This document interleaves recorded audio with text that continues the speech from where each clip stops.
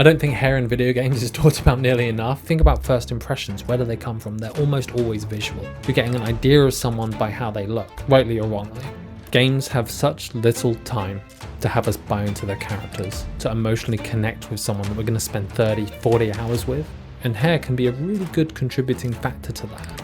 God of War Ragnarok, just the beard of Kratos itself tells a lot about like he's a father. When like Maelle, you have like a lot of flyaway because she's like the rebel child. For Cloud, there is like a contrast with his personality and this like hair design. I do believe in hair theory. I feel like it tells a lot about the character, about its personality and how you see it at first sight.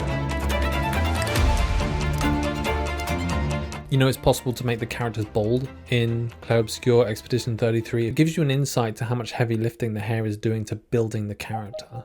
And that comes down to the student working out of Paris trying to make a name for herself by focusing exclusively on hair design. That is Amandine Marest.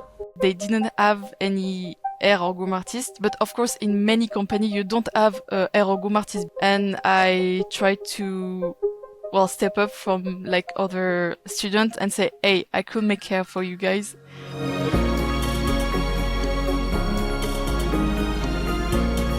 It was a lot of R&D at first.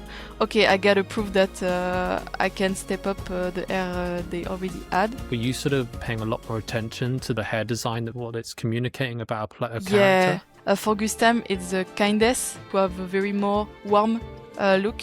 Because he's like a big brother. There is so much love in Gustav. I mean, it's my baby. When like Maelle, you have like a lot of flyaway because she's like the rebel child.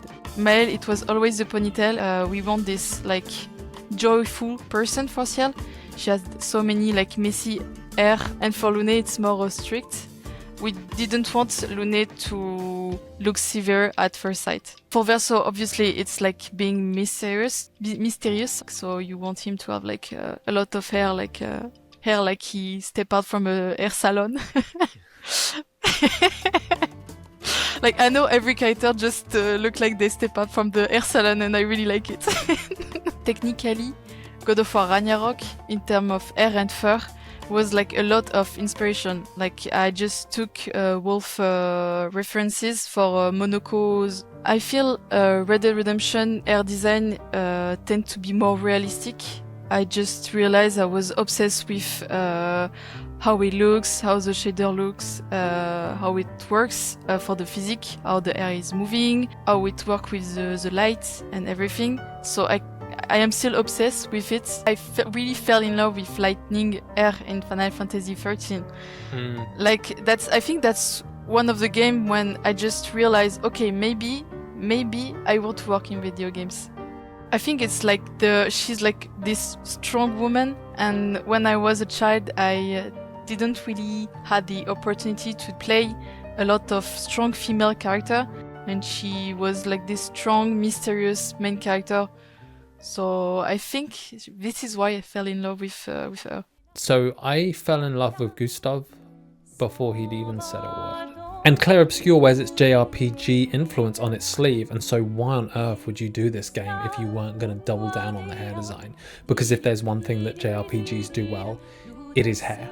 Because I think what it tells me about these characters early on, it does more than any amount of expositional dialogue could. I was so happy to fall in love with Gustav and Maelle connection, Versus and Maelle connection as well, and everyone just putting so much effort in this like miserable journey that they are living.